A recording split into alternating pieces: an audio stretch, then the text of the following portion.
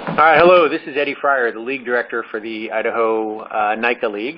Just want to thank everyone for participating in the new Idaho League online concussion protocol training.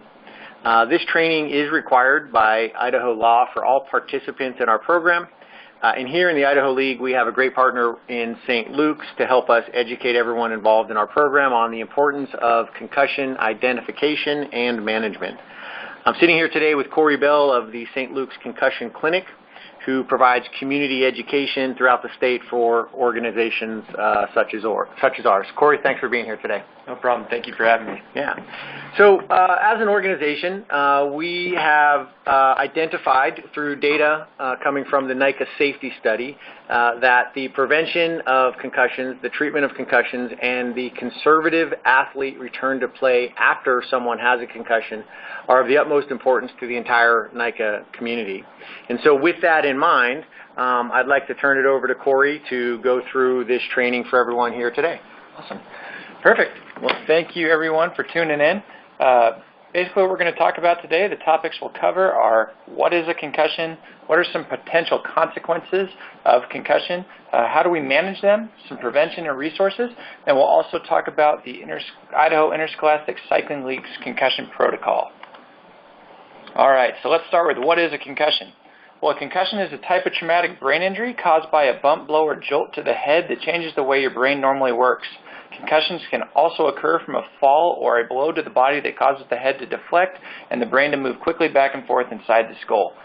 It's a really fancy way of saying you don't actually have to get hit in the head to have suffered a concussion. And a common way that we kind of think of this is whiplash. You get hit hard enough in the body, it's possible your head moves quick enough to have that brain bump into your skull. So when we look at injuries, we tend to put them into two basic categories, functional and structural injuries. If you look at the girl on the mountain bike in the picture on the right, you can see that she has a brace on her right knee. So if we were to actually look at her x-ray or MRI, we may see that there was some bone or ligament damage. If we compare that to, say, the kid in the gray race shirt racing on his mountain bike there, as we can see, looking at him, it doesn't look like anything physically is wrong with him. But if we were to pull up an x-ray or an MRI or a CT scan of his brain, what you would actually find is that concussions don't show on those medical imaging scans. So what does that mean for us? Well, really, we can only recognize concussions by looking for symptoms. So what are the symptoms of concussions? Well, if you're anything like me, you may have a hard time remembering some things. So I use Arnold to help me remember. Arnold has giant pecs. PECS is the acronym that I use to help me remember physical, emotional, cognitive, and sleep. Physical symptoms, or a lot of those symptoms you're all probably very aware of. So headache, pressure in the neck pain, nausea, vomiting, balance problems, dizziness, some sensitivity to light or noise. Emotional symptoms, so being more irritable, mad, sad, anxious, nervous, sometimes even depressed. Cognitive symptoms, this is the way that we're thinking, so having a really hard time remembering or concentrating, just feeling like you're slowed down or in a fog. And then lastly, sleep. So being drowsy, sleeping much more or much less than you normally do, and also having a hard time falling asleep can all be some symptoms of concussion. What I will encourage you is that I don't think you need to necessarily remember every single one of these. You're a parent, so you know your kid probably better than anybody else. And for you kids listening or you athletes, you probably know your friends and your teammates better than a lot of other people do. So if something just seems off, maybe we get them looked at. So the main takeaways from this slide is that every concussion is different, signs and symptoms will be different, and everybody's recovery time is going to be a little bit different. Kids on average tend to take 3 to 4 weeks to fully heal up and recover from concussions, and we don't grade concussions anymore. So you shouldn't go to the doctor and have them tell you it's mild, moderate, or severe. They should just tell you that it is a concussion. All right, so what are some potential consequences of concussion? Well, first of all, they did a study in 2016 where they basically compared 35 athletes who were immediately removed from play after having a concussion to 34 athletes who tried to play through their concussion. What they actually found is the athletes removed immediately took about 22 days to recover. The athletes that tried to push through their symptoms actually ended up taking much longer, in about 44 days. So this study showed that if you can pull somebody quickly, about twice as fast of recovery time for that athlete. And this continues to prove true if we look at things like post-concussion syndrome. So what this is when you try to play through your symptoms, those symptoms get worse. They can hang around for weeks, months, occasionally a year or more. This is totally avoidable, though. If we can help recognize symptoms early on, then nobody needs to suffer from post-concussion syndrome. The reason we talk about second impact syndrome is because it is the reason that that all 50 states have concussion legislation. First of all, it's extremely rare. We have about 2 cases of this every year in the United States. There's about 326 million people in the U.S., so 2 out of 326 million is a pretty low probability. But what happens is somebody has a concussion, they return to play too soon, and they get hit again. It does not have to be a big hit to the head, but it can cause the brain to lose its ability to regulate blood flow, which results in rapid swelling, and it's actually fatal 50% of the time. People who survive are severely disabled with both physical and cognitive deficits. So it's a really scary deal, but I'll just reiterate, it's also extremely rare. So only 2 cases in the U.S. every year, and it's also the reason that we have concussion legislation. So let's talk about some concussion management. All right, so for a long time, we used to tell people, hey, if you have a concussion, don't sleep afterwards. That is no longer the accepted steps to take after having a concussion. We actually want you to take steps to get really good rest. So we actually say the rest is the best thing you can do. So 24 to 48 hours of really solid cognitive and physical rest is recommended after having a concussion. So while those symptoms are really bad, we get really good rest. A new approach now is that we're actually going to start doing some cognitive activity relatively soon in that recovery process. So after we've gotten that day or 2 of really solid rest, then we're going to start allowing these kids to hop back on some schoolwork, maybe some video games or texting. So basically starting to really try to test our brain, see how we're handling some of these symptoms. So what does that look like for your athlete to return back to school? Well, they might need a day or 2 of really solid rest. They might then start to do some activities at home where they're starting to work their brain a little bit. So 5 to 15 minutes at a time, hopping back on their computer, their video games. Then we're going to do some homework at home, some school activities. Next, we need to return to school part-time, and lots of times kids are going to return to school while they still have symptoms.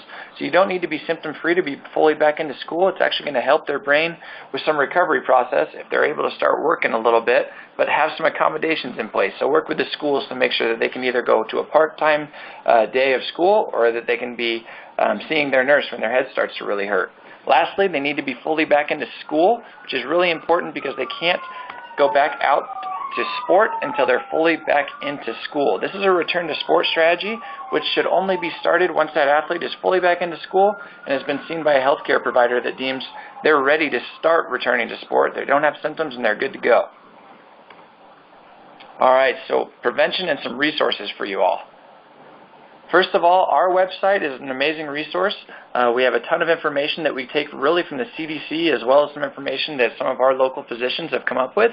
So you can find all these resources at stluke'sonline.org/concussion. Another great resource is the Idaho Interscholastic Cycling League's webpage, where there's actually an entire concussion resource tab. In that tab, you'll be able to find fact sheets about concussion, your actual protocol, the acknowledgement form, as well as the medical release form. So another great resource.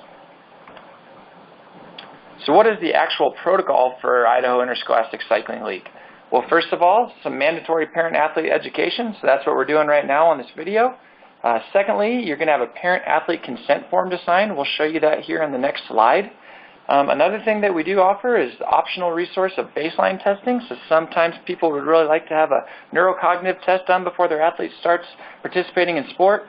The next big step is concussion training for coaches and athletic trainers. So we'll be providing that at one of the big Idaho Interscholastic Coaches Training Summits coming up here really soon. And then there's a remove from play protocol, followed up with a medical release form that we'll show you here in the next few slides. That return to learn protocol is actually the one that we already went over, and that return to play protocol is that 6-step process we showed you here a few slides back. All right, so this is that acknowledgement form. Something that we can note is that this year this is either going to be done in person by a coach, and they're going to have you sign this paper copy, and it's also going to be made available to you guys to sign online as well.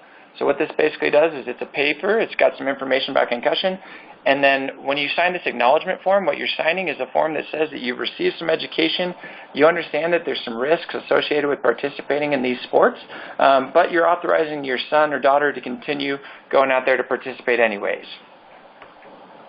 All right, and then this is the medical release. So if any point in time an athlete were to be suspected of having a concussion, their coach or their advisor would hand them this medical release form, or you would need to pull this off of the website, and this would actually need to be signed by a physician or a physician's assistant, an advanced practice nurse, or an athletic trainer for that student athlete to be returned to play. All right, so parents and athletes, what is your role in concussion? Well, the first thing for parents is just be familiar with concussion signs and symptoms. Keep a watchful eye at the races. Monitor your child following a concussion. And you know your kid better than anyone, so ask them some questions. If they just seem off, maybe you get them checked out by somebody. Athletes, keep an eye out for your teammates and even competitors. Don't hide symptoms, because like we saw, if you hide your symptoms, they're only going to get worse. So if you see something, say something. Report any injuries you might see. And kind of the cheesy line, but it stands true, is when in doubt, sit them out. And I'll turn it back over to Eddie to finish it up. Yeah, thanks, Corey. Some really good information. So one thing that we want to highlight, particular to our sport and mountain bike riding, is just some guidelines related to the helmets that all of our student athletes and coaches and participants are wearing to protect the head. And really, NICA guidelines are recommending that you replace your helmet every 3 years. A lot of people don't know that helmets actually have an expiration date and they lose their efficiency over a certain amount of time. So every 3 years is a good rule of thumb to replace your helmet. You also want to go ahead and replace your helmet after any crash that is involving the helmet. So if someone crashes your student athlete yourself and you see some signs of damage on that helmet, go ahead and it's time to replace. Or if you see any visible damage or deterioration on that helmet, just go ahead and use that as your key to replace the helmet at that time. And if you want any additional information about helmets and their use in preventing these types of injuries, or reducing these types of injuries, I should say, you can go to the Snell Foundation, and it's snf.org is the website. So what are some of your next steps after this training? Well, first thing we want you to do is contact your team director and inquire about what your team's parent acknowledgement form process is going to be. As Corey mentioned, we do have the option of doing it online this year, so some teams may choose to do it that way. And then if you have any additional questions, please use some of the resources that we pointed out in this training. You've got online resources, but you've also got Corey Bell available to talk to, ask questions. His contact information is here, and then you can also reach out to me, and I'll put you in touch with the appropriate people that can help you out. But again, just want to say thank you. Really appreciate everyone taking the time to take this training today, and we look forward to seeing you out at the races this fall.